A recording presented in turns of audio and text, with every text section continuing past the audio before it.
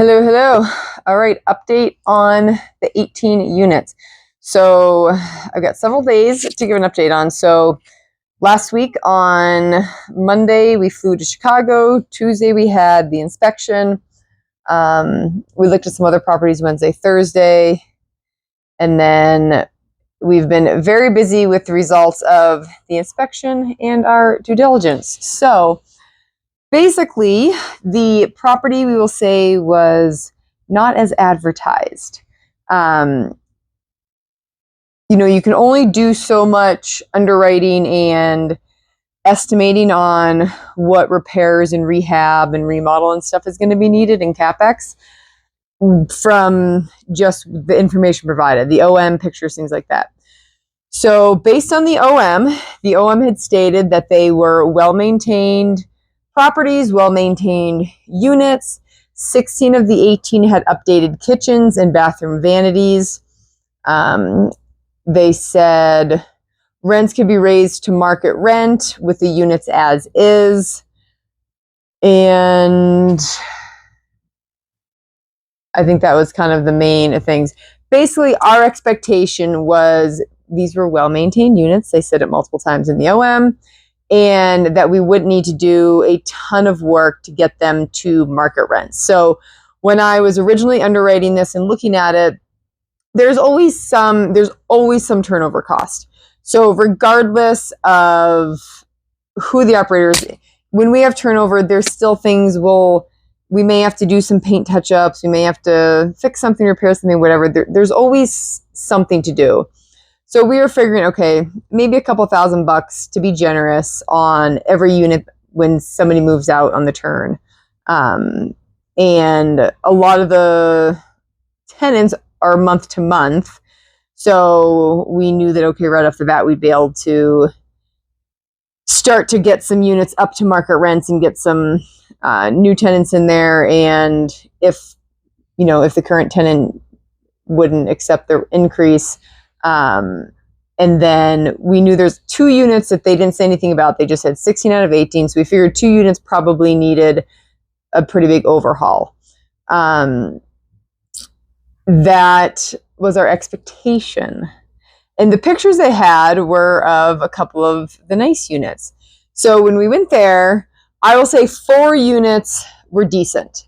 4 units, we don't need to worry about the kitchens, the bathrooms, flooring. One of them had a broken window. They had some miscellaneous things, like they had some wall repairs, but they hadn't been painted. So we'd have to do some paint touch up. But what I expected, $1,000 to $2,000, and those units will be ready. The other 14 units were definitely not nearly in as good of condition as expected.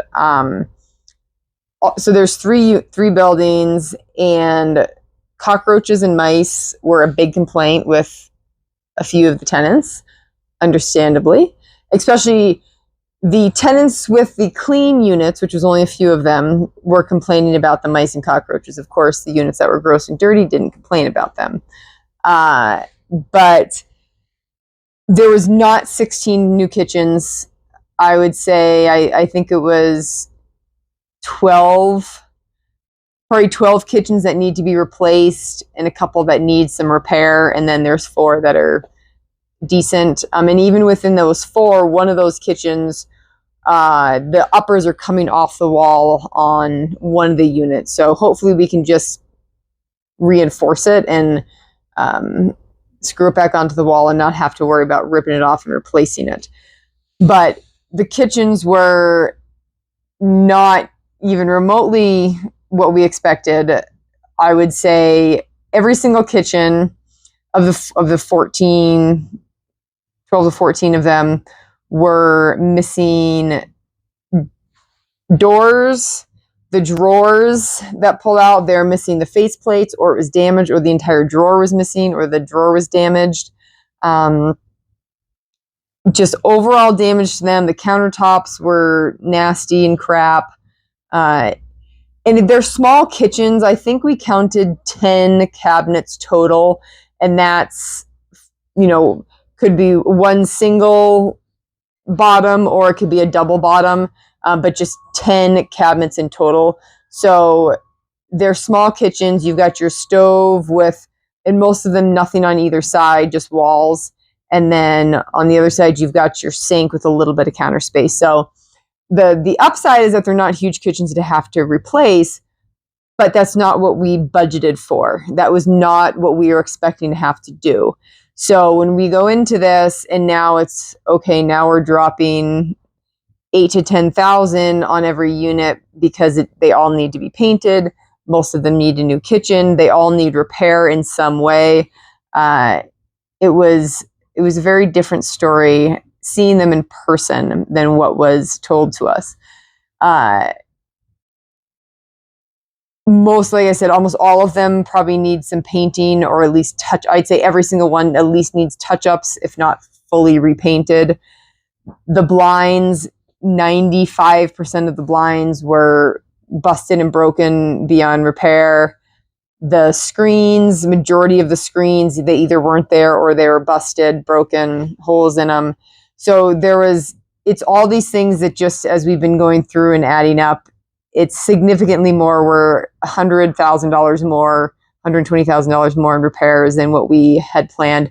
Actually, even more than that, because the roof on one of them is shot. The inspection stated that the roof needs to be repaired now, and there's signs of water leaks on the roof. And on the third floor of that building, on the stairwell, there was water damage on the roof, and he said, I can guarantee that's because the roof is so old and leaking. So even more than that, because we need to also repair a roof on one of the buildings. The other two, they estimate probably about 20 years of life left on those roofs. So those ones you got time to save for and deal with down the road. The water heaters were in working order. The boilers were in working order. One of them did have a new boiler, so that was good. But they were not well maintained. They all have porches, and the porches have not been maintained. They all need paint. I don't think any of them have been painted. One of the tenants has been there 8 years. He said it wasn't freshly painted when he moved in.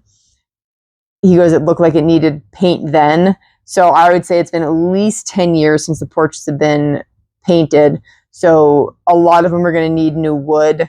A lot of them are just going to need, it's not major fixes. Like, they feel pretty strong structurally. Like when we were out there and kind of bouncing on them, like there wasn't any bounce. They weren't, these completely dilapidated things, but still a lot of the railings were no longer connected or needed to be fixed. And those are all things, that become safety issues, especially if there's kids out there.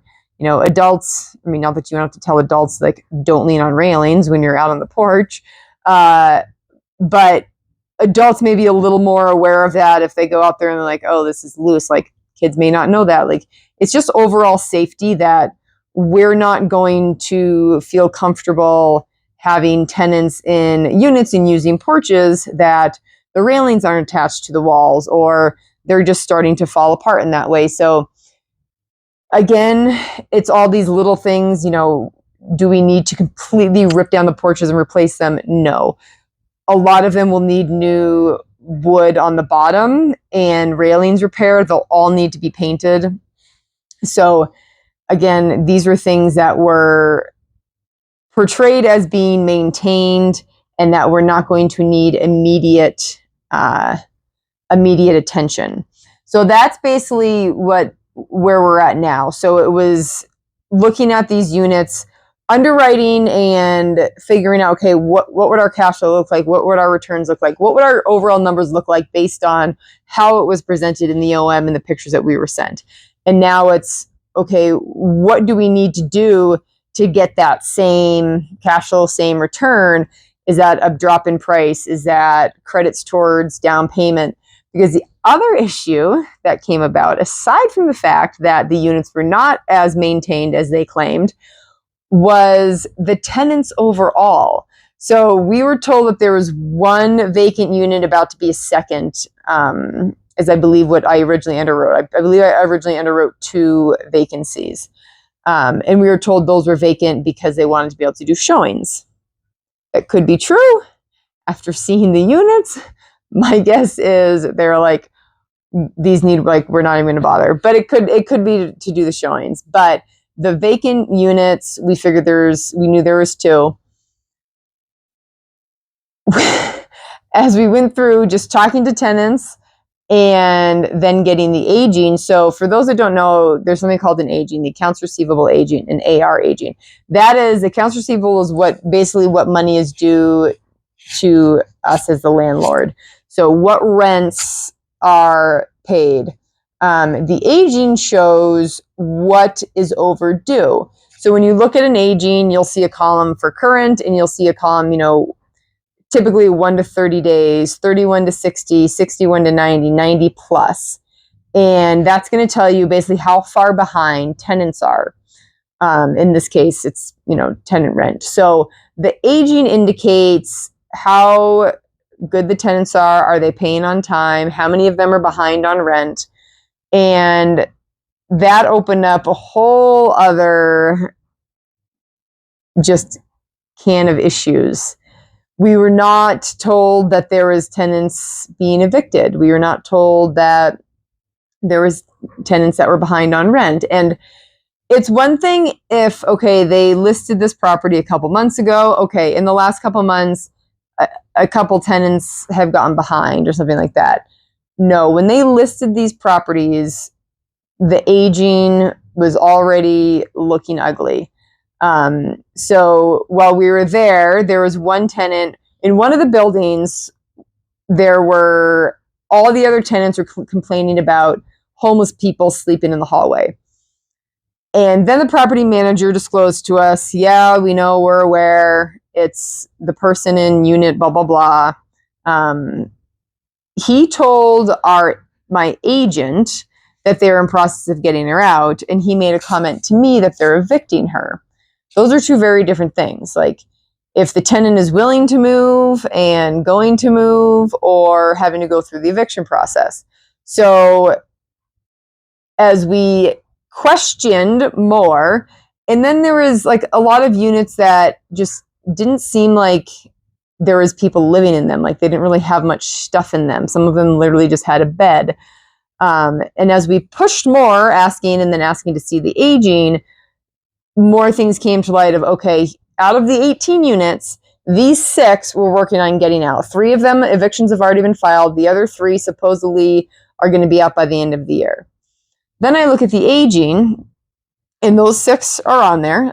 Not surprisingly, those 6 tenants are on the aging, but there's another 6 units that are also on the aging.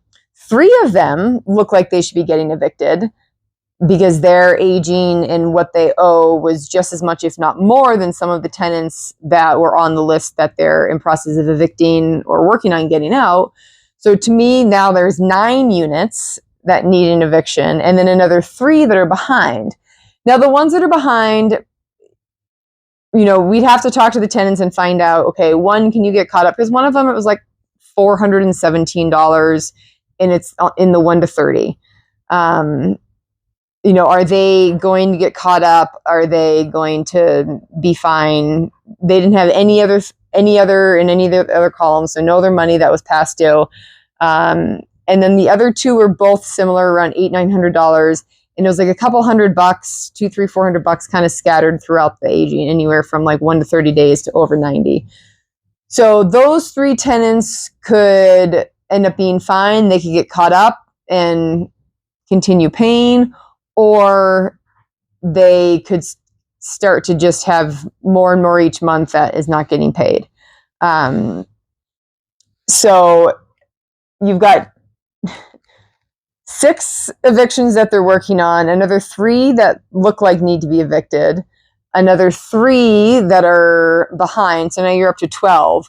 And then there's more vacancies than we had known. So I think there's 4 vacant. Basically, there's 3 tenants that are paying rent. So 15. So 3 vacant, and then 3 that are paying rent. So we close the end of December. If their notes are correct and they get the tenants out that They're trying to, there would be 6 empty or 9 empty units if they were to get the 3 that are vacant and then the other 6 that they're working on.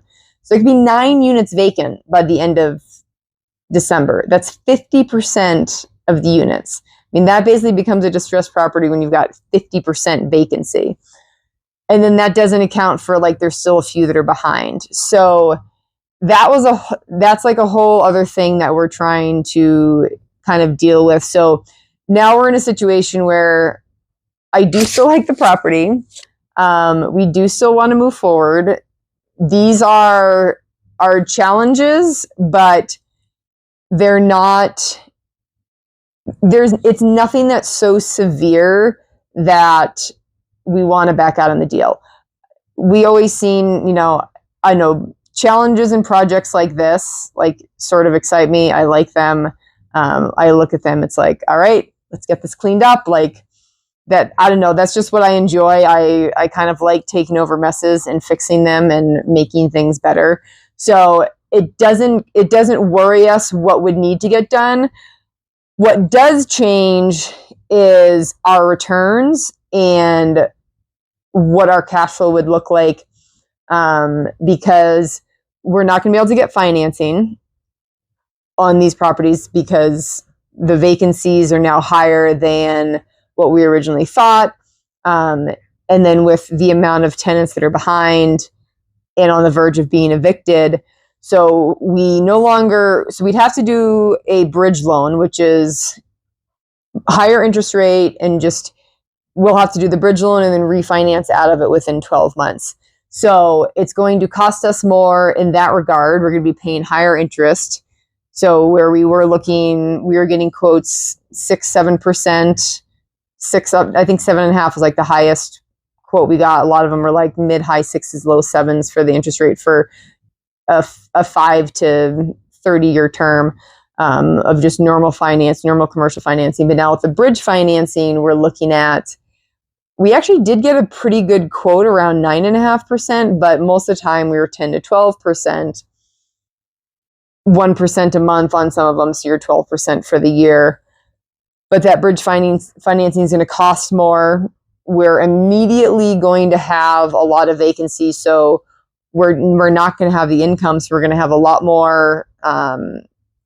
We're just going to be losing more money every month because we're literally have 3 paying tenants. So when you look at what the rent roll was, which I think it was around $23,000 is what they had given us. Now it's literally $3,000 to $4,000 because it's 3 paying tenants. So that is a drastic difference. Your $20,000 a month difference of what income is expected to be. Because the reality is, if they're not paying, they might argue they'll start paying. Okay, maybe they'll magically start paying. I'm not going to bet on that. If you're in process of evicting them, you can't accept money. So Chicago, Illinois is a state, which Utah is similar. If you're going to evict somebody and you're going to give them notice, you can't take any payments. So if you're having an issue with a tenant paying and you agree to a payment plan, you can't start an eviction process if you're still taking payments. You have to no longer take payments and no longer accept any rent from them. So where that's happening with 6 of them, we know that 6 of them are not going to have income coming in. 3 of them aren't paying. 3 of them are vacant. So we know that best case scenario where we might get 6 tenants that pay us. Best case is my thoughts. So it drastically changes numbers. In some ways it's I don't want to say it's good. Like, I guess to look at the positive side of things and what could be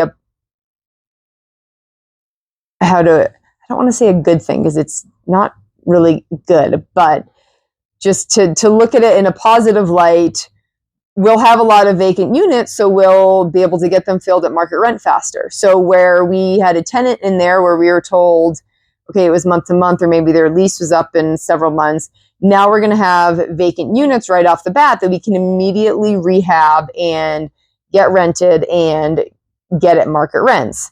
But we also have so many where we're not going to be able to get all of them within a month done.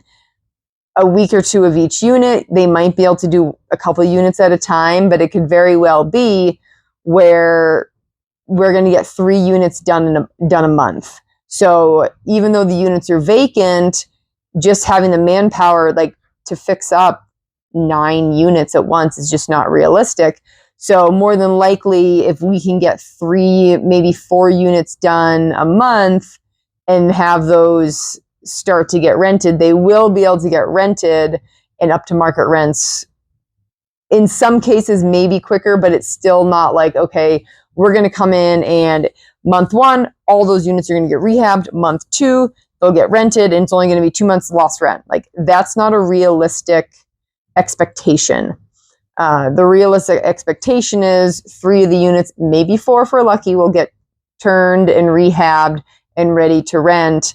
And it could take a month or 2 to get tenants in there. Now, from what we're told, because we do know that, not us personally, but our agents sold within the same complex, they sold a couple of the buildings to another buyer a couple of years ago. So we've been able to get really good intel from them on just the buildings and how they rent. And they said, anytime they have ones up for rent, they rent quickly and they don't have an issue and they're getting good rents for it. So we have to be realistic on when we're looking at these units and when we're looking at getting these filled.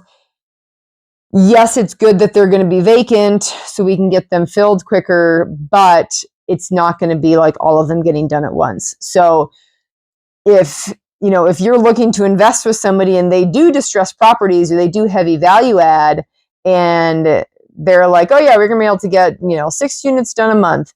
Is that possible? Yeah, but I'd ask how big their team is and how realistic that is to get that many units turned in a month. Where these are small kitchens, reality is they probably can get the kitchens easily torn out in a day. No problem there. Some, might need some patchwork and painting and then putting the kitchens up. The kitchens are probably a 2 to 3 day process with some waiting time. Like, they'll be able to tear the kitchens out, and then as they have to patch and repair and paint, they got to let that stuff dry. But while that's drying and stuff, they can paint the other stuff, fix the walls, and do other things. So there is kind of the order of operation as well. But it's we're trying to be like, okay, yes, there is way more distress to this property than expected, but okay, what's still the positive? How can we still make this work?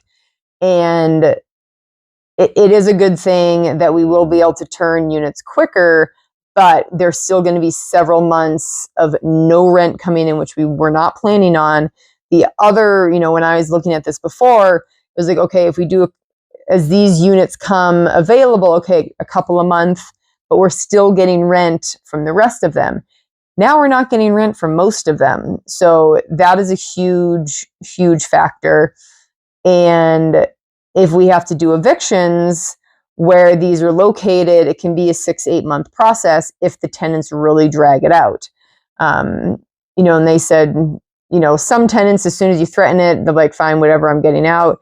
But of course, you're going to have your tenants that drag it out as long as possible. So knowing that we have so many units that are going to be empty, not generating income, that need a lot more repair than expected, and it's going to be January. So we try and always avoid having vacancies November, January, February, just because November, December, you're getting into the holidays.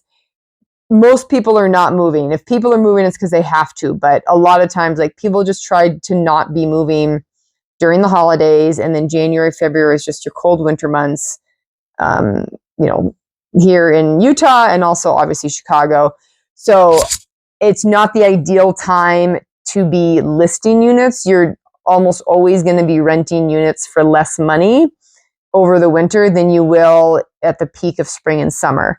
So that's the other thing is, okay, we'll be able to get them rented sooner, but that means we're going to be renting them in February, March, the first few.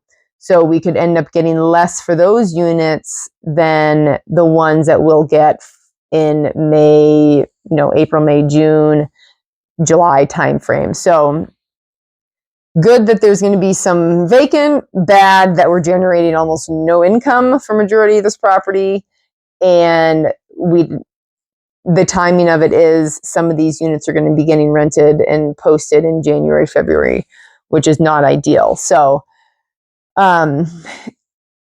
we're looking at probably well over $150,000 of repairs we were not planning on. The roof being a big part of that, but just majority of them, as I said, needing new kitchens, countertops, all needing to be painted. The bathrooms were really good. So I will say the good things of the units, majority of them had LVP flooring. It was filthy and disgusting, but most of the time that stuff cleans up nice and we shouldn't have to replace any.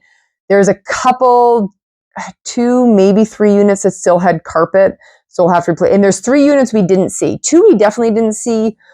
I'm pretty sure there's a 3rd we didn't see because I have no notes on it and I have notes on every single unit that we got into. And then the inspector also doesn't have any notes on it. So I think there's 3 units we didn't see. But of units we saw, there was, I think, 2 that still had carpet. So we need to get rid of those.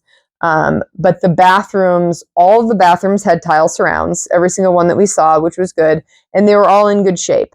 And this was something I had planned on anyways. Like, we figured there would be a little bit of touch-up stuff. Knowing that all the surrounds are tile, the tubs are all good as well. A couple might need some new faucet or faucet repair, but it's not going to be a lot to get the bathroom, the tub and stuff ready for the next tenants.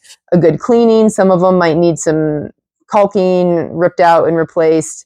But overall, the bathroom, the tub and tile was good. We were told that 16 of the bathroom vanities were replaced or new. A lot of them were good. There was more than we expected that would need to be replaced, but not a ton.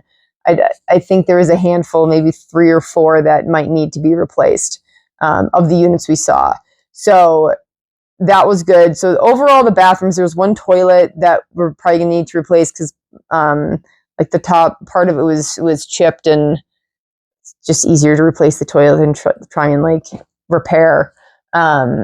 So, but otherwise, the bathrooms were in good shape. Again, dirty. Some of them need paint touch up, but nothing major. Like not having to replace tubs and surround is huge, and we weren't expecting to, so that was as expected. But yeah, filthy units, extremely dirty. I mean, these things are going to need a very deep clean. We're going to need to do extermination to get rid of the cockroaches and the mice. And then obviously just having tenants in there that are clean and don't leave, just grease. So many of the units just on the walls around the stove and the cabinets just covered in grease, never wiped down, never washed, never cleaned. And that attracts the cockroaches and mice, just when you've got basically food and all this nasty stuff just on the walls and on the floors and everywhere, it's going to attract bugs. So they were definitely significantly dirtier than we expected, and majority of them did have cockroaches in them. And we saw either mice themselves, like when we were down in the utility room, a mice ran over the inspector's foot, and we saw signs of them in a couple of the units. And then a few of the tenants also complained about seeing mice. And those were in the cleaner units. So, but now we basically looking at the deal. What were we expecting and what does that look? What do we have to do to get the property to what we expected it to be based on how it was advertised? And that's where we're at now. So like I said, we're an easy $150,000 addition to get these units clean, new kitchens, new roof on the one. They'll all need some repointing or tuck pointing, as they call it, which basically it's all masonry. So that's just like when there's some cracks, or basically it's just fixing the masonry, fixing all the brick on the exterior.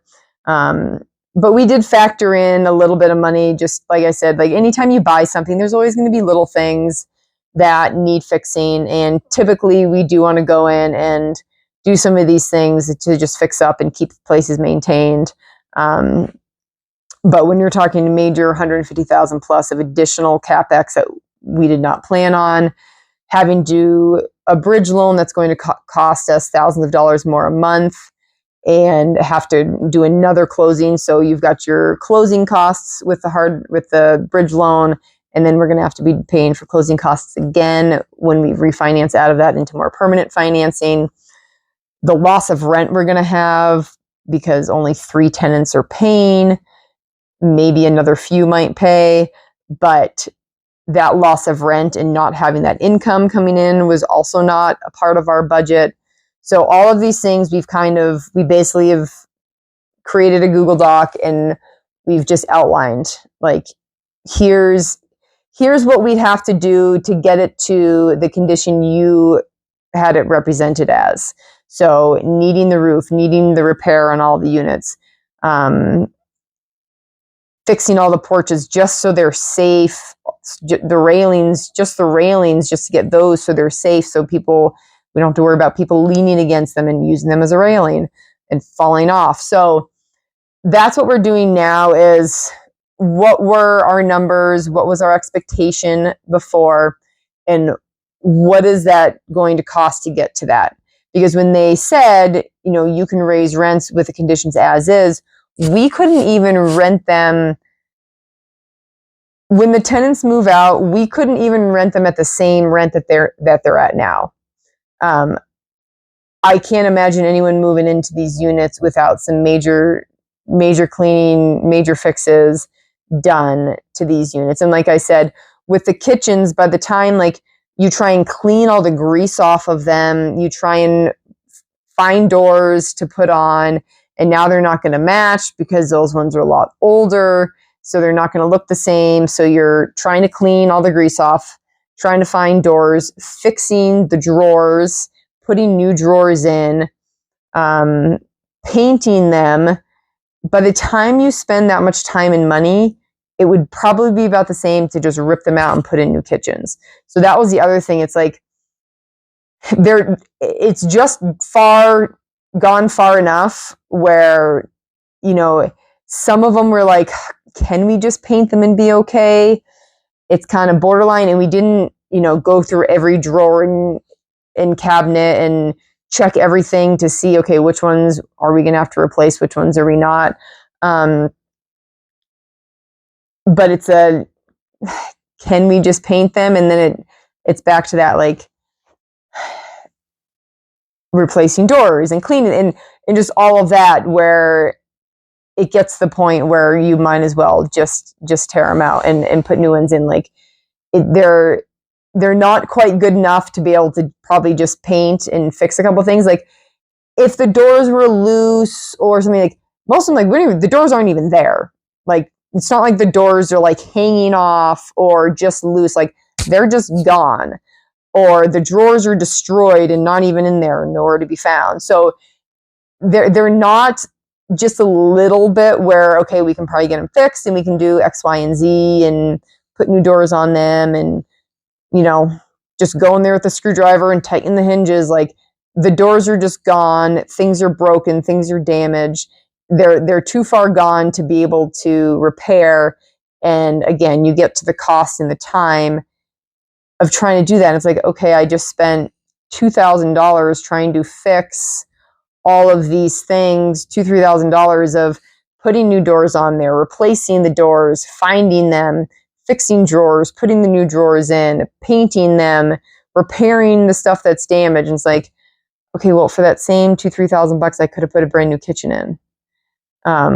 So, and that's kind of like, aside from it just was not as advertised, that's repair wise kind of where it's at. It's like, oh, it's just too far gone. It's just not good enough to be able to do little repairs and make it okay.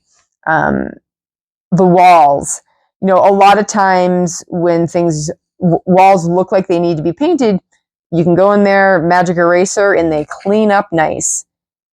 These, Oh, I don't think that's going to happen with as much like damage as there is, and just some of them, just the filth over like, I don't even know how they can get them that dirty. Every wall in the rooms, just like, how do they even do this? Like, this is kind of like, holy hell.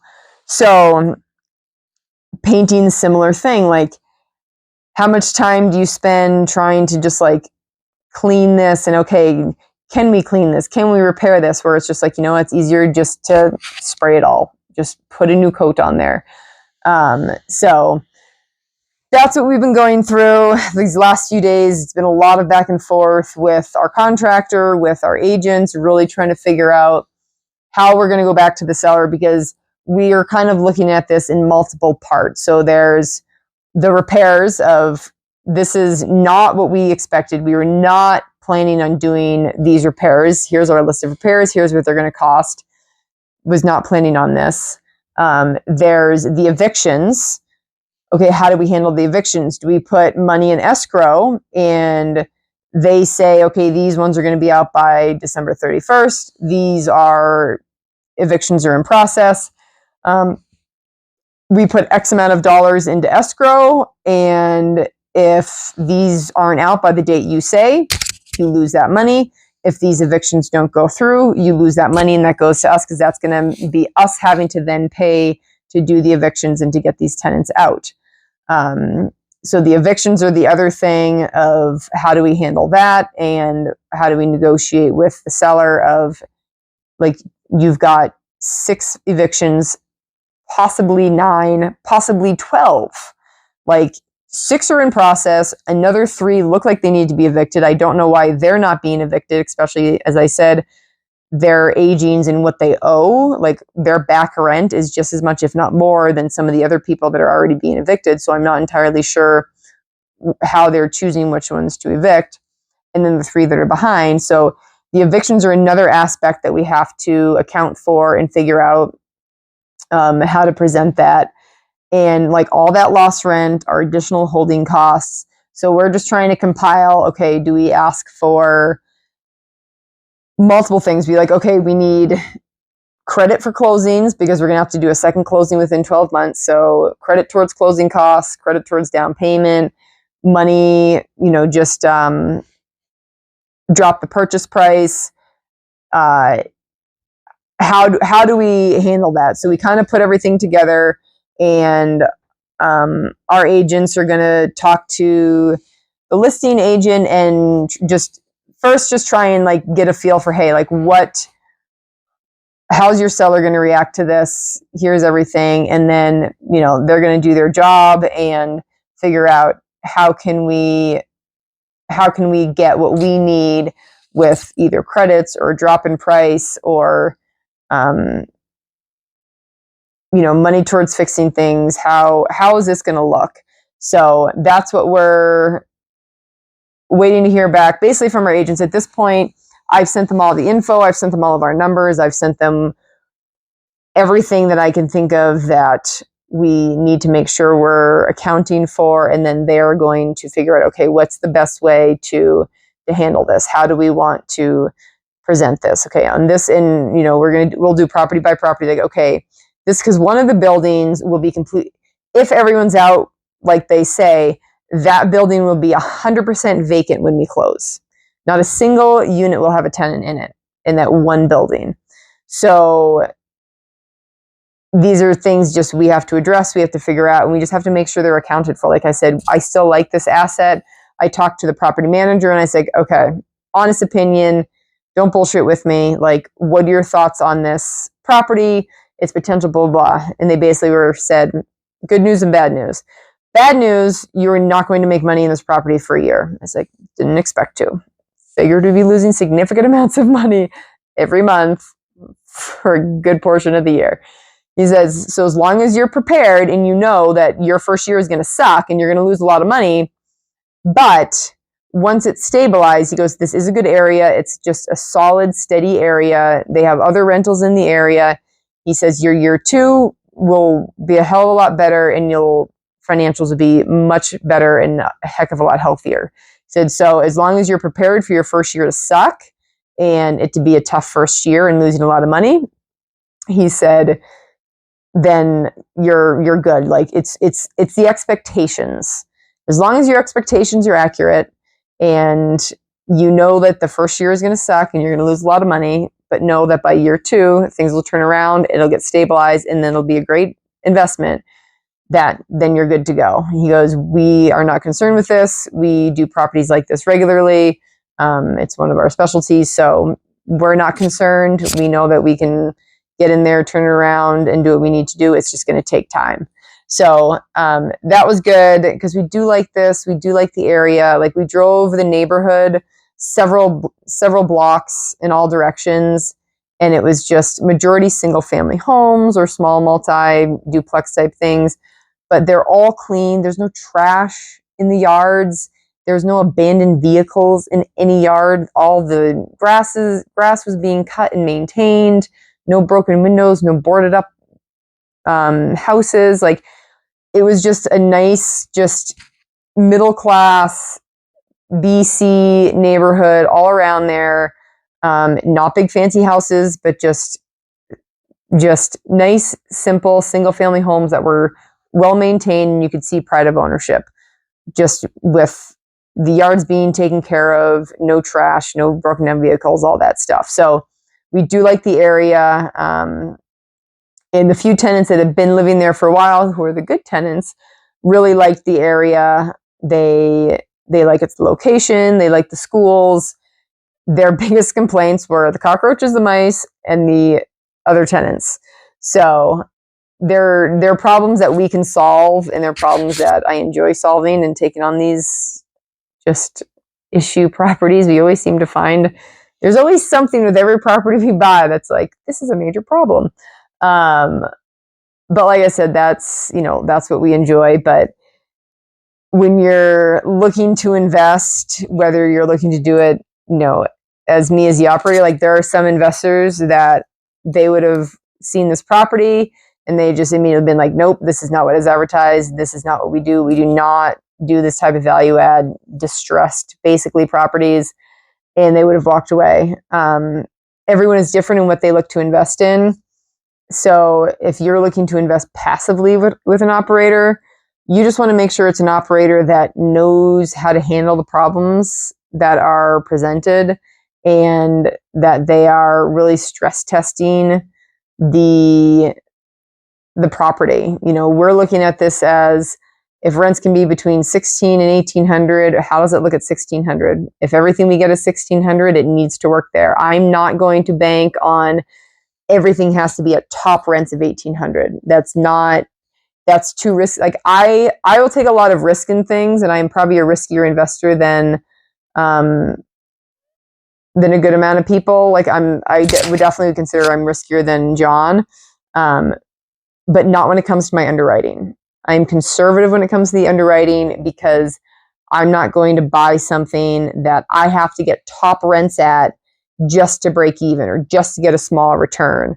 Not what we do. So that is our update for now. Tomorrow we'll see what happens and what feedback we get from the seller and find out what the go forward is. Because the other thing on this is, as we are, reminding the seller, these are not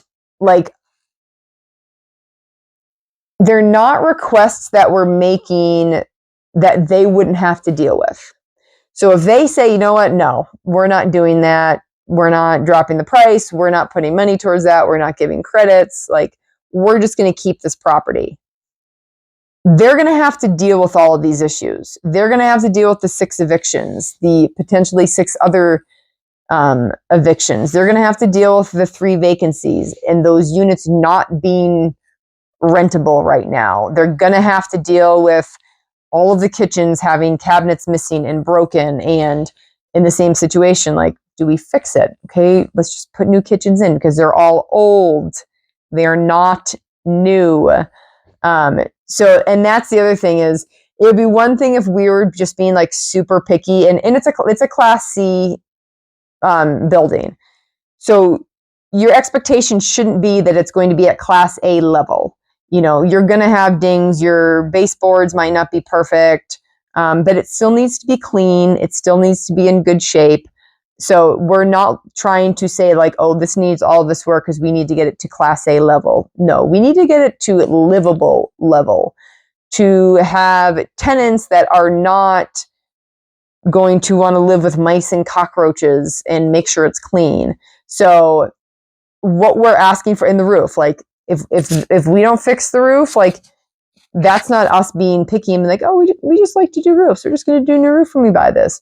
No, like it's actively leaking. Like there's water on the ceiling that is most likely coming from a leak in the roof. So these are things that even if the seller's like, oh, I'm not doing that. No, I'm not negotiating any of that. As is what we negotiated. I'll keep it if so. Okay, well now you have to deal with all of this. So that's the other angle that we're just reminding the seller, like, these are all things you have to address. So we're told the seller was not aware of these issues or the condition of the units or the aging. Supposedly they own over 1,000 doors in the area and they have their own team of property managers. Like they're vertically integrated. So I don't know if this specific person managing these buildings is just not doing a good job. Obviously they're not doing a good job, or what the true story is. But our agents were pissed because it looks bad on them. Like this is our first dealings with them, and we fly all the way to Chicago to look at this property that is not what we expected, not as presented, and it's a waste of their time. And the listing agent claims that he didn't know. He goes, the pictures, the units that I have the pictures of, he goes, those are the only units that I saw. And I was told that all units were in similar condition. He goes, obviously that is not the case. So supposedly the listing agent is also not aware of the condition of the other units, of all the evictions, of the aging and things like that. And he said, honestly, he goes, I don't know if the seller even knows. He goes, I think all of this has just come up, and it's coming to a head now that it's under contract and we're doing this due diligence and doing the inspections. He says, I think the seller is starting to find these things out too. So it'll be interesting what happens and how the negotiations go, and what the seller is willing to do, because as I said, we still want to buy it, but I won't buy it without some concessions. There's got to be price drop, credits, money in escrow for the evictions. There has to be things that are done to get this property just to the point of of how they advertised it. And that's what we're working towards. So we will keep you posted and let you know how we move forward and what the negotiations come to and what the seller is willing to do. So if this has been helpful for you, I would love to hear in the comments. If you have questions, if there's something that I talked about or discussed that you want me to go into more detail on, or maybe you didn't understand, if I didn't explain it well, please put your comments down there. And I would be more than happy to do another video to elaborate, to answer any questions that you have. If this is helpful for you, or you know somebody that this would be helpful for, somebody that's looking to buy properties or somebody that's looking to learn about passive investing and what they should look for, and what type of things an operator should look at and consider, please share this with them and subscribe. I'm going to be doing these videos throughout our due diligence. We are planning to close by the end of December. So I'll be sharing this process, everything that I can, all the details, all the stuff that I wish I had access to, and just the education when I was first getting started or when I was looking at investing passively. So as I said, thank you for watching. Subscribe, share, and put any comments you have below, and we'll see you on the next update.